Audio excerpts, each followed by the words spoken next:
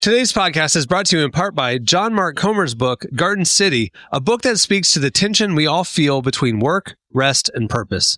The New York Times bestselling author John Mark Comer takes us to the scriptures to identify what it really means to be human and flips the script on the idea that who you are matters, not what you do. He shows that God created us for meaningful work and meaningful rest. Both matter. This book helps you ask and answer the big questions. Does God care where I work? Is there a direction for my life? So you can discern God's heart for your calling, your rhythms, and the way His Spirit wants to shape every part of your life. If you're longing for purpose and a more grounded way to live, check out the new hardcover edition of Garden City wherever books are sold. Well, today's show is brought to you in part by the new book, God, the Science, the Evidence. We talk a lot about faith, but how often do we talk about science in the same breath? You might be surprised to discover just how deeply the two actually agree. For centuries, science has been used to dismiss the idea of God, but today an intellectual revolution is underway. Modern discoveries in physics, cosmology, and biology are consistently revealing the same truth: creation isn't an accident. That profound reversal is what engineers Michel-Yves Bolloré and Olivier Bonassi investigate in their international bestseller, God, the Science, the Evidence. This book is a rigorous, evidence-based critique of materialism, inviting you to explore over a dozen scientific, philosophical, and historical domains. It shows that what was once seemed impossible, that science could point to a creator, is now supported by a vast and convergent body of evidence. With over 400,000 copies sold in Europe, this book is sparking a global debate. It's thoughtful, fascinating, and a powerful reminder that reason itself affirms the existence of God. Learn more and find out where you can purchase your copy today by visiting godthesciencetheevidence.com. Today's podcast is brought to you in part by Erwin McManus's book, The Barbarian Way. Some books don't just inspire you, they confront you. The Barbarian Way, now celebrating its 20th anniversary, is one of those books.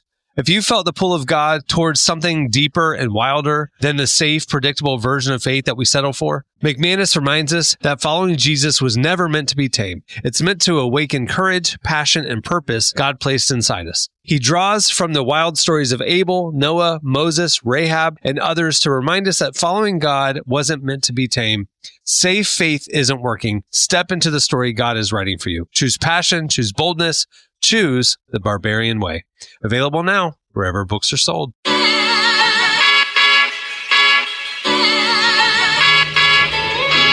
This is the Relevant Podcast.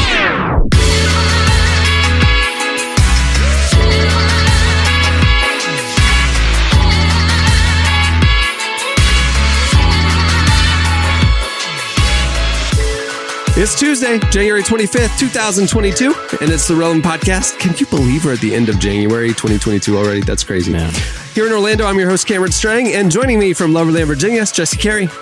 Hello, hello. From Nashville, Tennessee, artist, producer, mogul, crypto bro, Derek Reiner. Boy, if you don't shut up.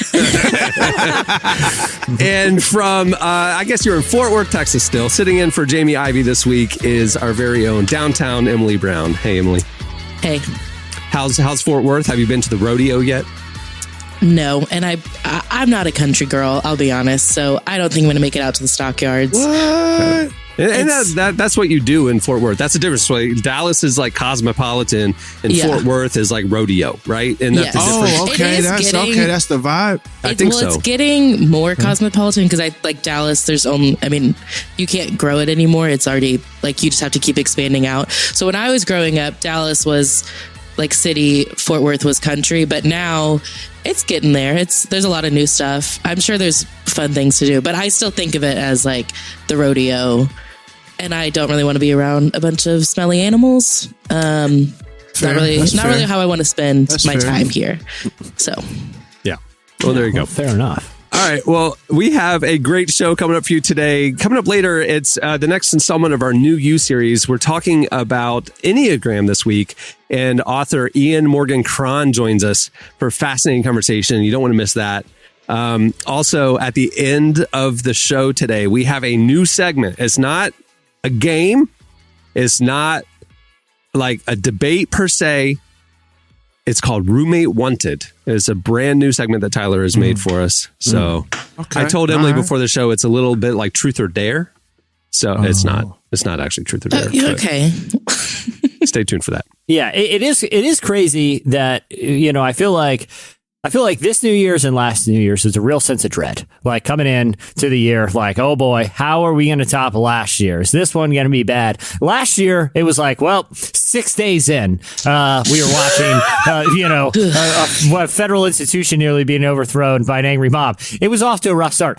I feel like I could be forgetting, and I probably am, a lot of big stuff, but I feel like January, this was a pretty memorable, forgettable month in terms of anything collectively traumatic happening for the most part. It's a pretty good, not a bad month. To make your point, if people heard Friday's podcast, if the biggest controversy that happened in January was a pastor spit on somebody as a sermon illustration, that's a pretty good month. So yeah, I'll take it. I'm with you. There's probably a lot of stuff I'm forgetting. There was a volcano eruption and some tsunamis, and Betty White died, and Bob Saget died. Betty White died last month. She died in December. Oh, that's right. Yeah. So that doesn't count. I don't know. To me, it feel like 2020-2. It don't feel. It feel the same to me. I don't know. Maybe I'm just not as optimistic, but I'm like, dang, Jesse. Betty White died and Bob Saget died too. But at least they were at least at least it wasn't Betty tragic. White. Yeah, they were older they're both in age.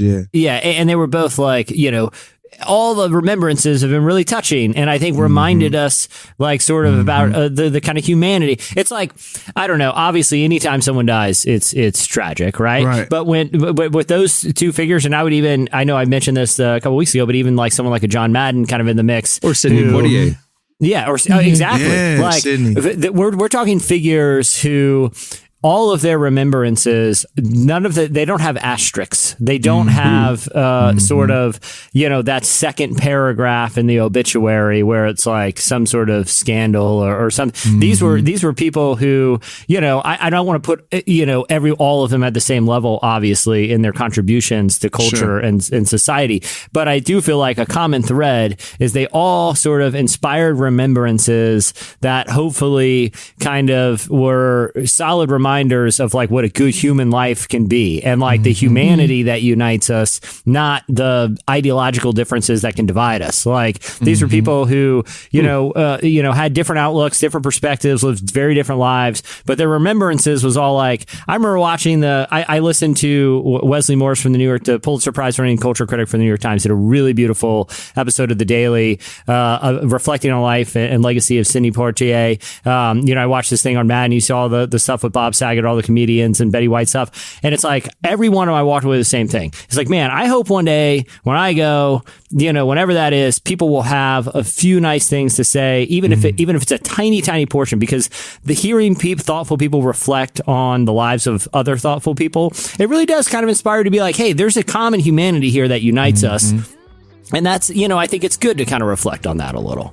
Well, there you go. That's a good point, bro. That's what a touching way to start 2022. Just being appreciative and inspired to become better people and leave a positive legacy. I like it. All right. Well, we got a lot to get to. Stay tuned. Up next, it's Slices. Yeah, we're like black coffee. Leave our greens at the bottom. Unfinished stories. Drinking up and forgotten.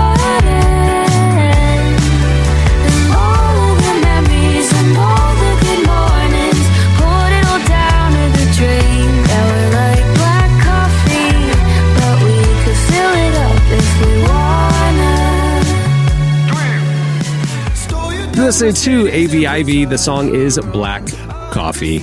Well, today's show is brought to you by BetterHelp. In 2022, mental health is something that we're finally talking about. So many people are struggling right now and aren't feeling like their normal selves. Well, guess what? Therapy helps. Now, what is therapy exactly? It's whatever you want it to be. You can talk privately to someone if you're feeling like you're not dealing well with stress or you have relationship issues, anything. Whatever you need. Don't be ashamed of normal human struggles and start feeling better. And now you don't have to worry about finding an in-person therapist near you to help. BetterHelp is customized online therapy that offers video, phone, and even live chat sessions with your therapist, so you don't have to see anyone on camera if you don't want to. It's much more affordable than in-person therapy, and you can start communicating with your therapist in under 48 hours.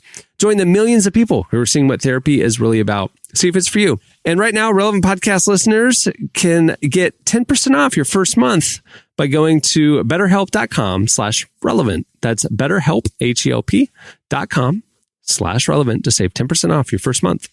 Great deal. Okay, it's time for Slices. You didn't use the user-submitted jingle. We're kind of in limbo on that one, I thought. I liked it. Maybe. I liked it. It set a good vibe. Try to get sound like the idiom version of sexual healing. Hold on just a second. Oh yeah, girl, it's time for slices now. If you can see me, I'm doing the body roll. You know what I'm saying? If you can see it. It's like Daft Punk did like a weird R&B album, and this was, and they also did the Slices jingle for us. Yeah. All right, what do you have, Jesse? All right, so we've talked about this. One topic I like to discuss on this podcast, and I feel like Relevant is always engaged thoughtfully with, is the bioethics and the intersections of sort of human ethics, science, and faith. And so I just want to quickly just throw something out there and just get, before I jump into the slice, what are your guys' thoughts about sort of cross-species medical interventions? So basically, like the pig heart. Are you talking about the pig heart? I'm talking about the pig heart. Let's jump right to the pig heart, and then we'll get more specific here. But there's a man named Dave Bennett, and he's the first ever recipient of a heart transplant, and the heart was from a pig. Now they'd had to do some slight gene modifications and things to the pig heart, but essentially it's a heart that was in a living pig that was given to this man because and I should probably give credit to the University of Maryland Medical Center, because it seems like a pretty big deal, and they should probably give recognition for this. I wouldn't imagine that's an easy surgery. Hey honey, what do you have going on today? Oh, I just got a quick day at the office. I got to put a living pig heart into a human and get him sewn up and out the door. So anyway, they because there is a significant waiting list for organs in this country. It's over 100,000 people currently waiting for organ lists. So if you're not an organ donor, I do personally, I'm not going to tell other people what to do, but I do think it's a good ethical thing to do. Why wouldn't you be an organ donor? You're dead and gone. Positively help somebody, save somebody's life, Yeah, exactly. So, but either way, so they were able to do this transplant, and it was effective. Dave Bennett seems like he's going to have a full recovery and is going to get to live a lot more years with his ticker. There's an episode of Seinfeld about this. That's where right. Kramer found a pig man in the hospital.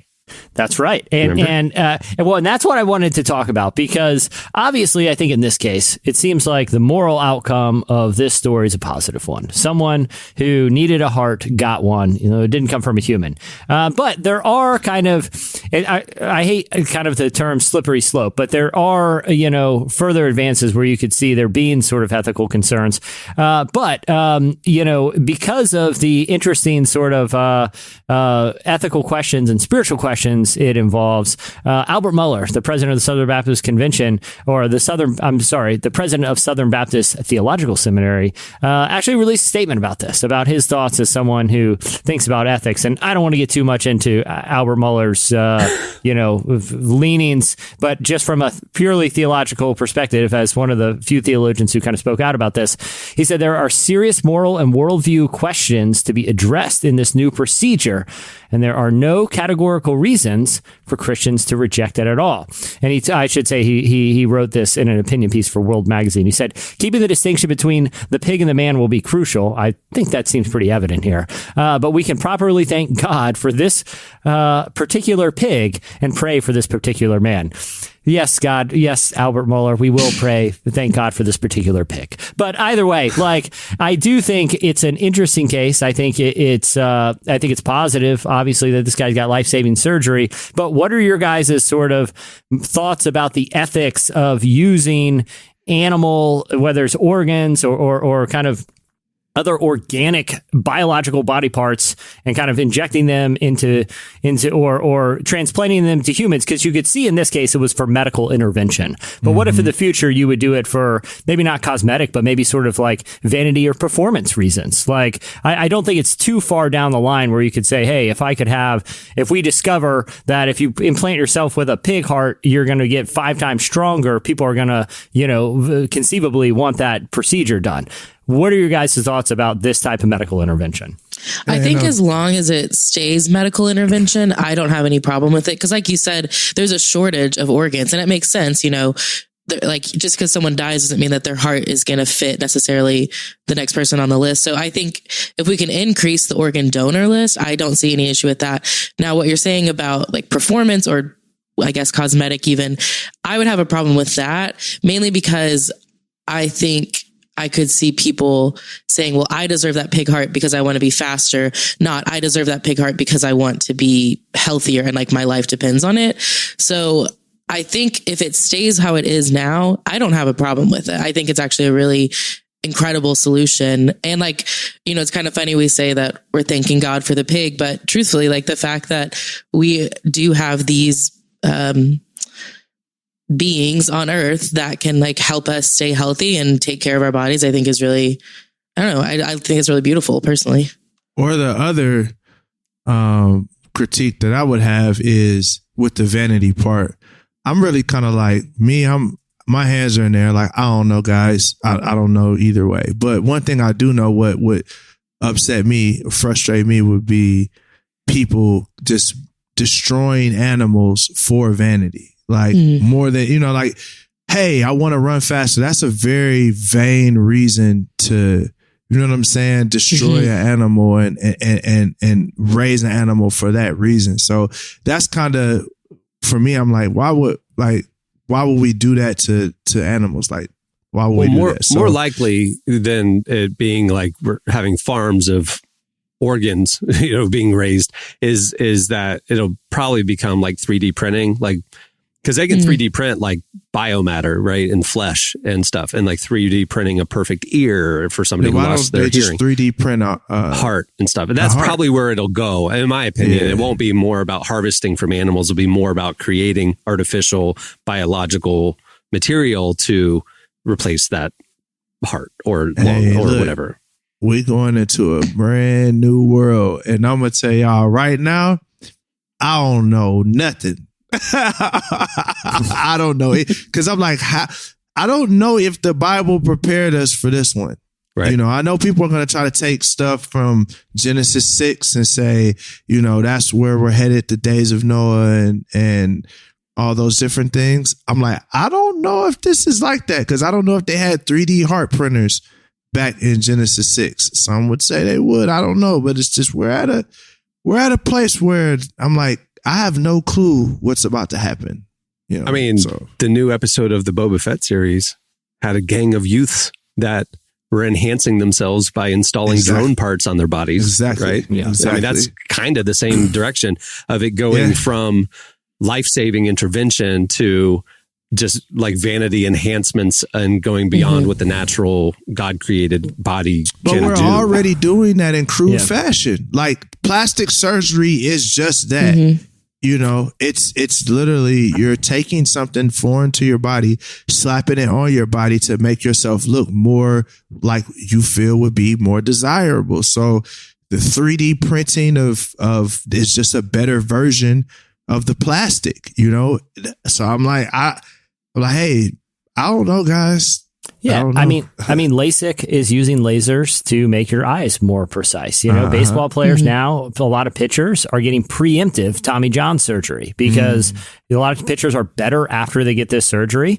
So some pitchers are like, well, my Tommy John's fine, but I'm going to go ahead and get the surgery because I might need it one day, and it'll go ahead and make me better now. Like we're already, there's 1,000 other examples, like, that all of us could, probably just rattle off if we thought about. We put metal into our teeth to make them last longer and prevent them from rotting. You know what I mean? Like there are interesting sort of, kind of rationales that you could go down that would be like, well, how is that different than this? But I don't know. It's really interesting to follow it, but I'm at least glad some Christians are engaged in the conversation. Yeah, that's the thing is like the technology is progressing way faster than the church is talking about it.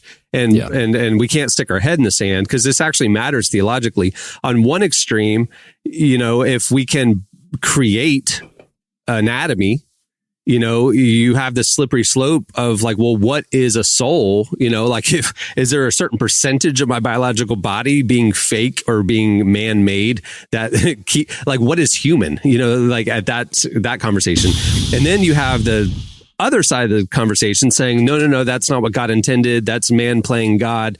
Well, then taking that to its logical conclusion, you have to have the theology of a Christian scientist, where it's like no medical intervention, it's like natural selection. Like if God gave you cancer, then you can't take medicine, you have to die. Right. And, so it's like, which is it? Like, do we, it's like this like murky in between area where we just kind of accept medical advances because it's just a good part of society. But it's like, is the church wrapping our head around the ethical and spiritual theological implications of where this is actually naturally progressing toward, which would be honestly playing God, like designer babies, like putting DNA together in the womb to make a baby a super athlete or whatever. Like that's possible. And is it right? That's the question. Well, I mean, there's an ancient Greek thought experiment, the ship of Theseus, I think it's called. But essentially, it's like if you have an old wooden ship and every time a piece of wood rotted out and you replace that one piece of wood, but it's the same ship. At what point do you replace enough of the wood that it's a different ship, right? Like, and that thought experiment's been around for, is it 50-50? Does it ever become a new ship? Because you're just replacing parts that were already there. Those parts might be enhanced, but it's the same ship, right? Like, even just thinking about that with the human body, I think is a worthy thought experiment for Christians who believe in a creator. That thought experiment has a lot of power to kind of demonstrate the ethical and spiritual complexities of a lot of these issues. Well, and it has real world impact too, because like even just with medical advances and preventative measures and things like that, like right now, affluent people live on average 20 years longer than impoverished people. So it's like as this stuff progresses and these things become more possible and accessible, it may be $250,000. Well, that person just enhanced their life for another 30 years, and then poor people are dying off. It's just, and so all of a sudden now the economic and societal imbalance gets even a further divide. There's a lot of layers to this that the church needs to be talking about, and the church typically puts its head in the sand when it comes to science. So. Clark, you gotta play a whole new world. And that's where we're headed, guys. I told a friend this a couple of days ago. I said, I don't know a lot, but I know that we're not going back to pre-2019. Like it's almost like it's like we've lived 3 lifetimes in 3 years. That's how I feel. Like things have just been progressing at such a very fast rate to where, I mean, we're putting pig hearts in people. Like, and people are millionaires because they drew an ape and sold a JPEG of it. All right, what do you have, Derek? Yeah, there's a hunger strike at Rikers Island protesting some of the awful conditions. Is that still going on? Holy cow. Yeah, it's still going on. So hundreds of Rikers detainees are saying, we're not going to eat anything until they fix the conditions in here.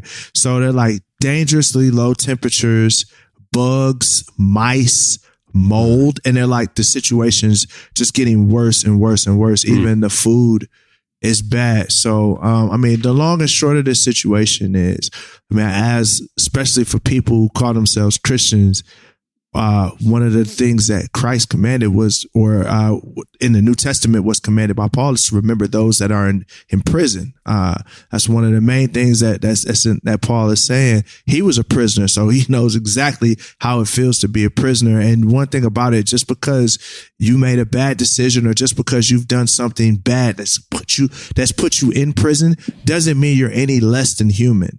So we can't let people that have made decisions or people that we're jailing up, we can't let them be treated inhumane. Like this is something that needs to be addressed for sure.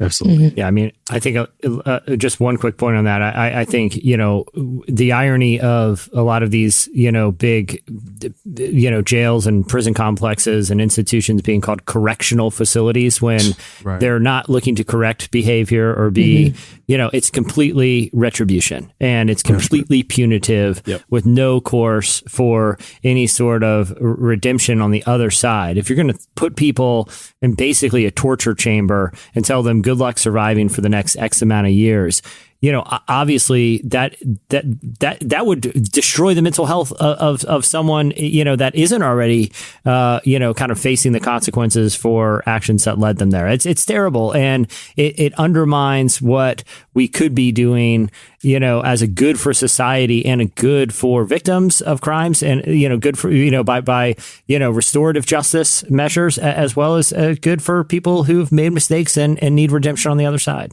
All right. What do you have, Emily? Well, to no one's surprise, I'm going to have some pop culture news.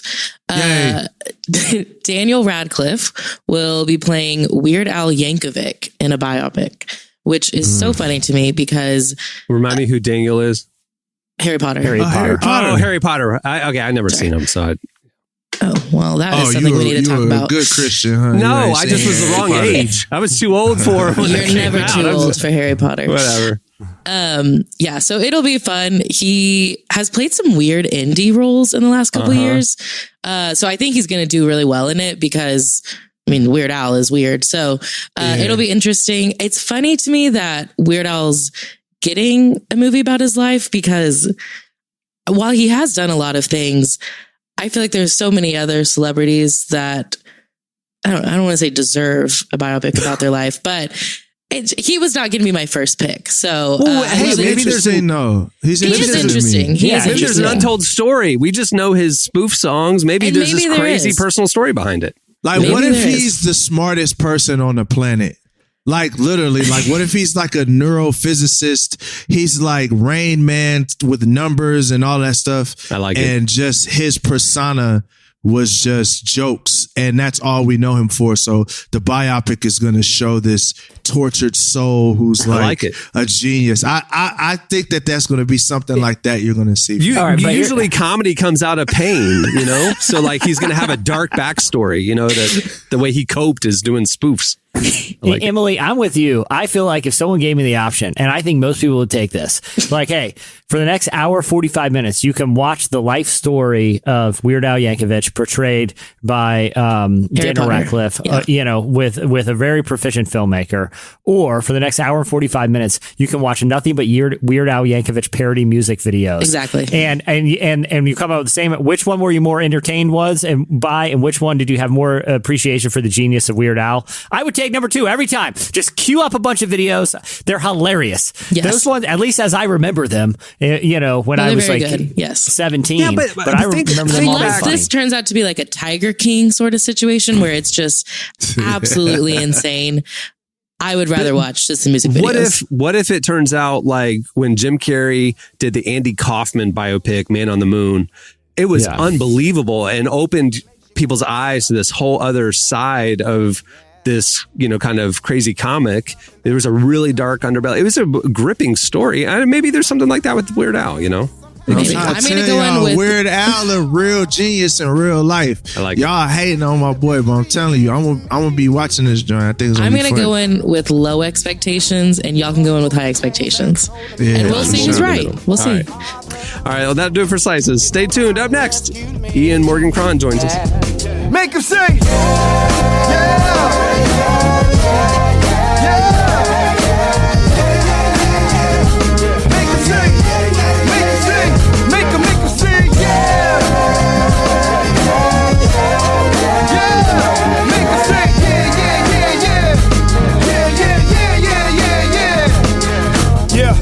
That light shine like 4th of July as the Father uncorks the sky. Holy Spirit be listening to MC Nice and Jarrett Burton. The song is Yeah. Well, this week's conversation is part of our series New You. the 8-week limited content series that we've been doing, presented by UHSM. Every week, we'll be speaking with leaders, experts on ways we can be healthier in spirit, mind, and body. We're posting new articles every Tuesday and Thursday at relevantmagazine.com. And here on the podcast, you'll hear conversations that are part of that week's series as well. Well, this week, our guest is Morgan Cron. He's a leading expert on Enneagram and the author of The Road Back to You. It is phenomenal. Ian uses his expertise to encourage and empower individuals to understand how their mind operates in order to be their best selves. Ian sat down with us to discuss how having a better understanding of who you are can help you accomplish your goals and why it's important to focus on yourself. Here is our conversation with Morgan Cron.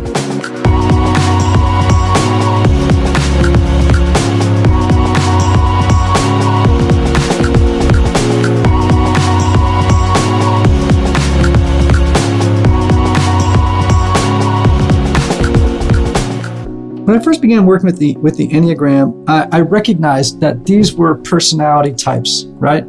But the more I read them, the more I realized that not only were they personality types, but they were really stories, 9 stories, one of which each of us tells about ourselves, about who we are and how we think the world works. These stories, we begin to craft a narrative as little people, and we find that these stories in psychology are absolutely necessary. They're not always very positive, but they're necessary because they help us make sense of our experience and of the world around us. And unfortunately, these stories are largely made up of, internalized messages that we've picked up from the important people in our lives and in the environment, like family, friends, coaches, teachers, ministers, youth pastor. I don't know whatever things these different voices. And they're made up of these kind of like taken for granted false beliefs that get woven into us in this story. And then unfortunately, we take that story and we drag it into adulthood. Like we don't even know we're doing it, but we drag it into adulthood, and that story begins to define us, right? And each of the 9 stories of the Enneagram are really problematic, right? Because the underlying premise of each of those stories is in direct opposition to the story of grace. Like, for example, the Improver 1, this compulsive need to perfect themselves, others, and the world in order to be loved. Like where anywhere in our tradition does it say that in order to be loved, you must be perfect? You cannot make mistakes, right? All of these stories are conditional. And so my whole thing is, listen, if you want to experience transformation, you actually have to attack the underlying premise of your particular type's story. So that's sort of a very new approach to the Enneagram, a narrative approach to it. And what I've seen in my own experience and the experience of people I've worked with is that it's had tremendous effect. I love that you're digging into this because I feel like a lot of people, they maybe find their Enneagram, but they don't go much deeper, or they don't really do anything else with it after they take the test. So in your own experience, how have you seen people utilize the Enneagram or maybe some other personality test to affect their day-to-day lives? Yeah, well, I think it has tremendous influence over how we move through the world. Do we move through the world reacting to life, or do we move through the world responding to life, right? It helps us as we understand our own story, our type's story, and that of others. It arouses tremendous compassion and empathy for the stories that other people find themselves stuck in as well. There's nothing in many ways more important than being able to move through life with conscious awareness of what you're thinking, acting, and feeling in any given moment so that you can make healthy choices about how you're going to move through the world. Are you going to move through the world with on autopilot, or are you going to move through the world with emotional wisdom? And so my hope is that, as I work with the Enneagram and as I work with people's different stories, to help them really get their story straight, if you will, that then people can live into becoming the highest expression of who they are as human beings. And to me, that's kind of what the spiritual journey is all about.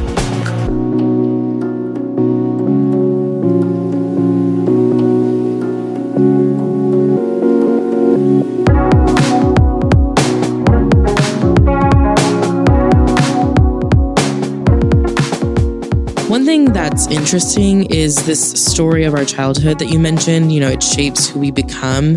But something I feel like I've heard a lot, and I'm sure you've heard too, is some people say, you know, I didn't have any trauma growing up, or there's nothing I need to deal with from my childhood. And, you know, as I get older, I've realized that that's just not true. We all have varying degrees of, you know, quote unquote trauma that we should deal with. So how do you respond to someone who thinks that way? Well, we have an old joke among a group of therapist friends of mine that people like that suffer from reality resistance disorder. You know, it's like, I don't care how charmed or wonderful a childhood you had, all of us pick up messages about who we are and how the world works that are really self-defeating and self-limiting in adulthood. All of us carry scars. All of us carry trauma. You don't have to be afraid of that word. You know, all of us carry. Now, for some of us, it may be little t trauma, and other people, capital T trauma. But everybody has suffered trauma, right? So, you know, I think that for people like that, oftentimes when I meet them, I'm a little bit like, sounds like to me that there's avoidance happening. Like, it's like, I don't really actually want to look at what's happened in the past, so I'm just going to pretend that nothing happened in the past. And, you know, come on, that's just not even humanly possible, you know. Granted, some people have an easier time of it, but, you know, everybody's a recovering child.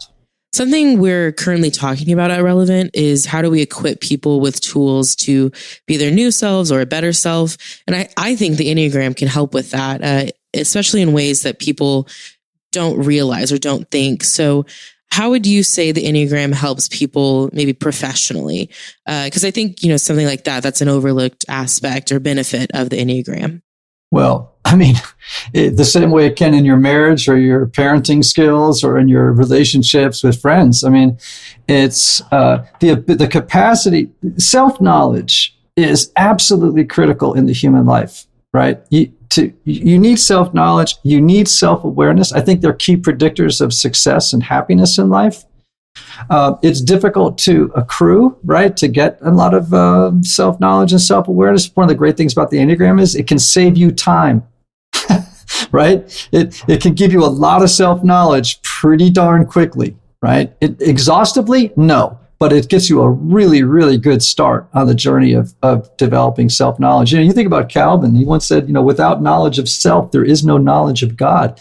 That's an amazing statement. And I'm always thinking, gosh, I wish more people would take that seriously, you know, and not think of, you know, trying to gain self-knowledge as navel gazing. You know, it's not. It's really a crucial part of the spiritual journey, and beginning to address areas of brokenness in our lives. And so that we can, as I mentioned earlier, I use that term, move through the world with more emotional wisdom, right? Awareness, living consciously awake of what's happening in any given moment, and being able to observe ourselves in the moment and how we're predictably and habitually acting, thinking, and feeling so that we can make new choices, better choices as we move through the world.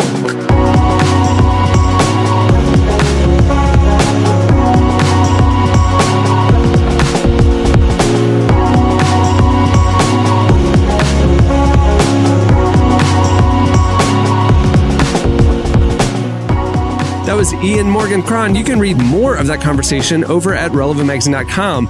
It's right there in the New You section. It's right under the Life tab. You can Life New You. There you go. And make sure to check out the rest of the articles in the New You series that UHSM is sponsoring.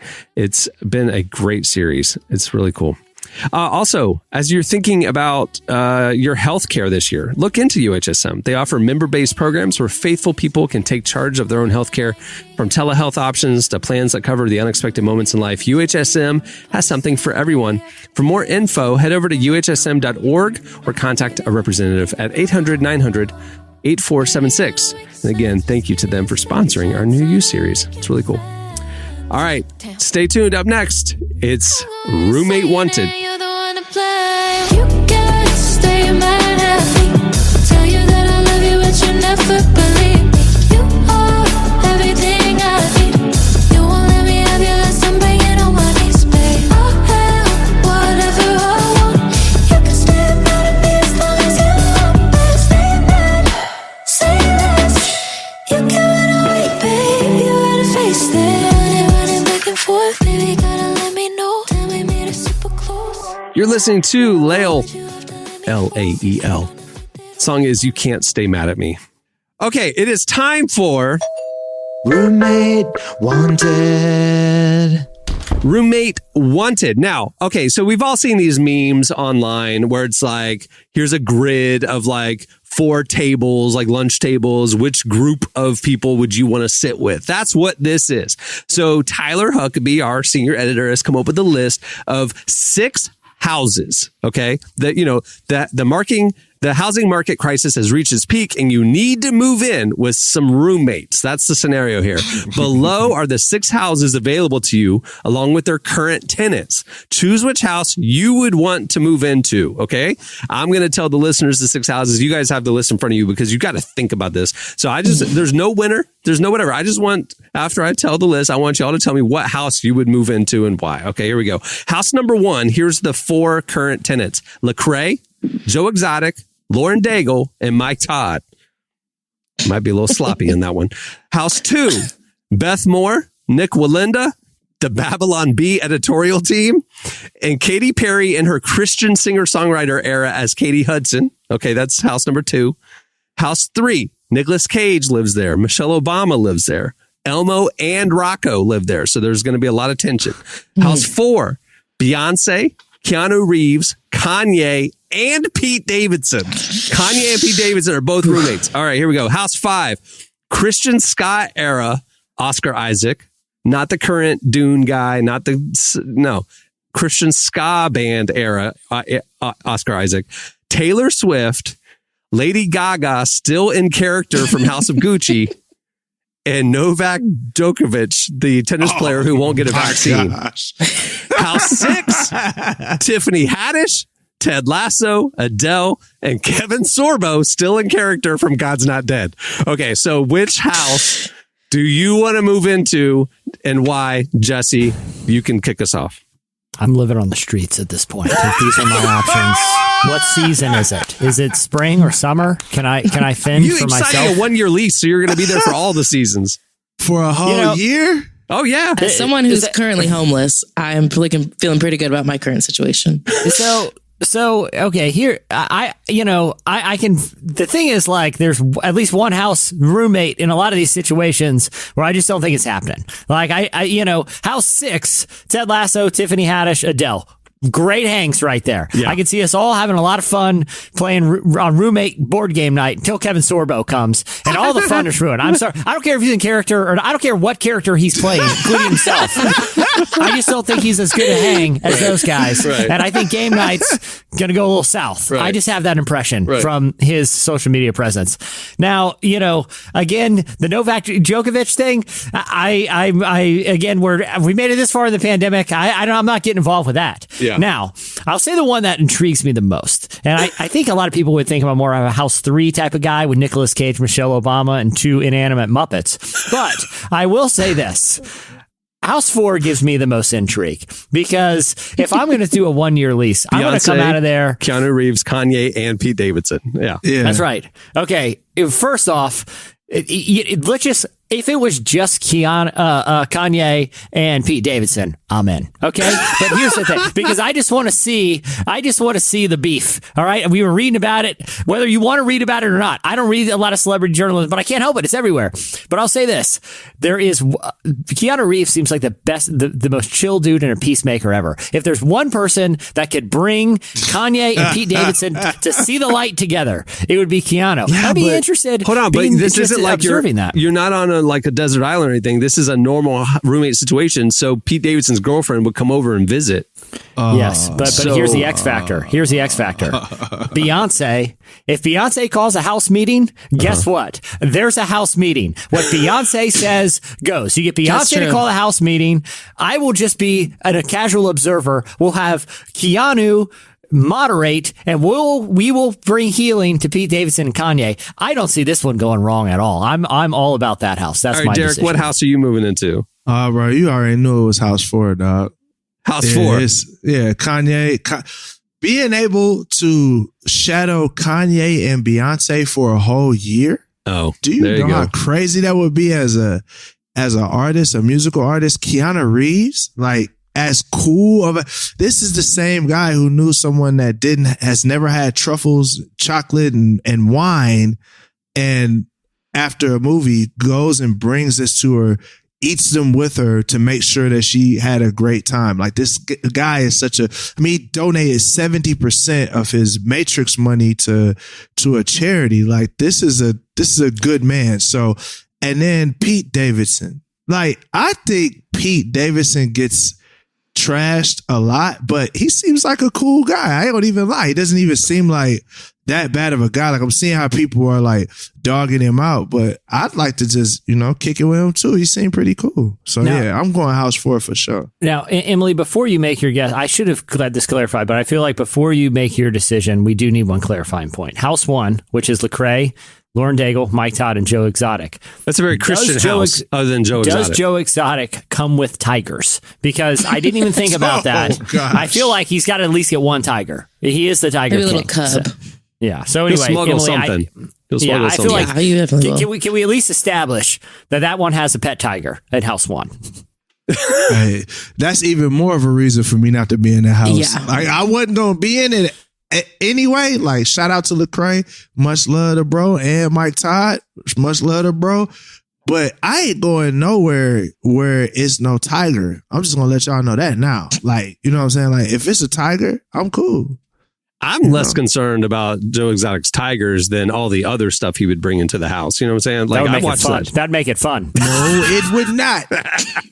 Y'all literally, no lie, y'all literally just set Lecrae and Mike Todd up because they gonna go to jail. Joe Exotic gonna get off. All right, Emily, which house are you moving into? I'm definitely moving into house 5. What? I know. Well, because of T Swift. Okay. 100%. Oh, Tay is in that house. Here's the thing, right? You could do a band. In my mind, all these houses are in like the same neighborhood, right? I don't know if that's true, but that's how I'm imagining this. So me and Taylor Swift, who are already destined to be best friends, we're just going to go across the street, go hang out with Adele, and just ignore potentially murderous Lady Gaga, and Oscar Isaac can come with us. He's cool. He can hang out with us. There's only 2 houses where you're likely to get COVID, though. Is House 5 with Novak Djokovic and Mike Todd smearing stuff on your face in House 1. So, like, you're going to the... There's enough of us, though, that I feel like I could avoid him. I would just... And honestly, I'll make jokes to him. I don't care. And then he won't want to hang out with me. So, I'll be that mean roommate. So you're just going to hang out with T Swift and break off and like... Absolutely, yes. Okay, form a clique. Okay. Yeah. And Oscar Isaac. I feel like Christian Scalbe and Oscar Isaac, he'd have fun. Yeah, we'd have fun together. Fun. Yeah. And that's what I'm saying.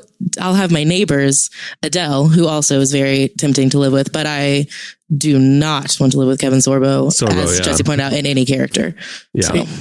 Dang, what's wrong with Kevin Sorbo? Especially to talk about that. It said still in character from God's Not Dead. That is not a fun guy to live with. I've never seen that movie. So. I saw the trailer and it was enough. I do want to make a case for House 2, and I'll give you my reasons for I didn't choose it, which is, for a reminder, it's Beth Moore, Nick Walinda, Katy Perry in her Christian singer-songwriter era as Katie Hudson, and the Babylon Bee editorial team. That would be the painful part.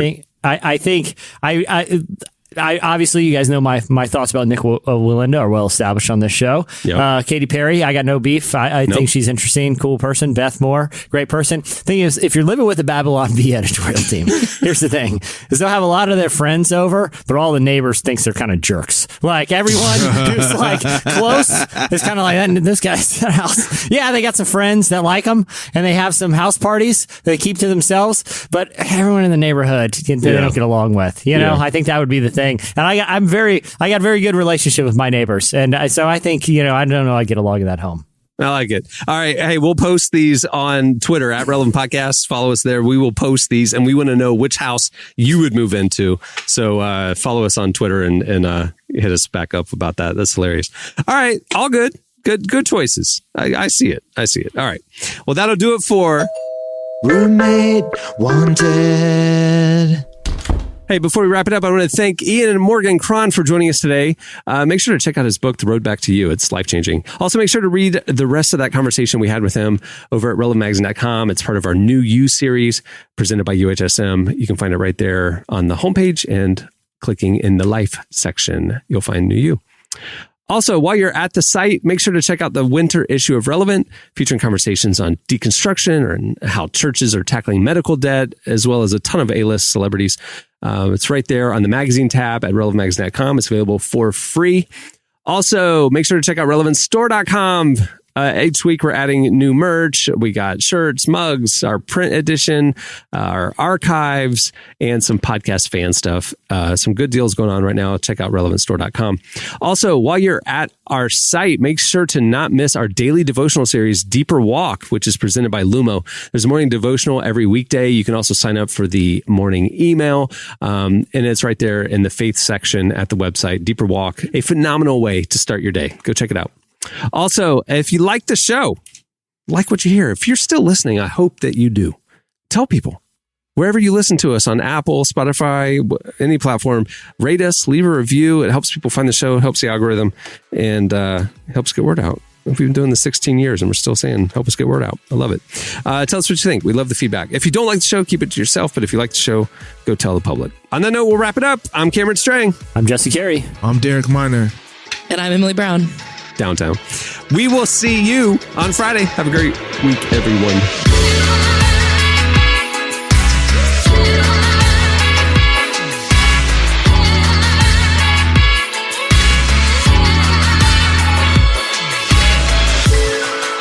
Thanks for listening to the Relevant Podcast. Check out our features, interviews, and news updates every day at relevantmagazine.com. And make sure to follow Relevant on Facebook, Twitter, and Instagram for the latest.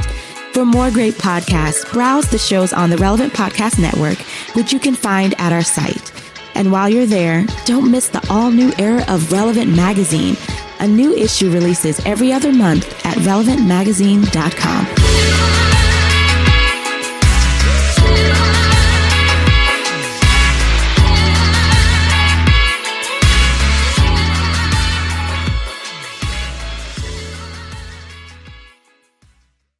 Does Joe Exotic come with tigers? Relevant Podcast Network. Time is precious, and so are our pets. So time with our pets is extra precious. That's why we started Dutch. Dutch provides 24/7 access to licensed vets with unlimited virtual visits and follow-ups for up to 5 pets.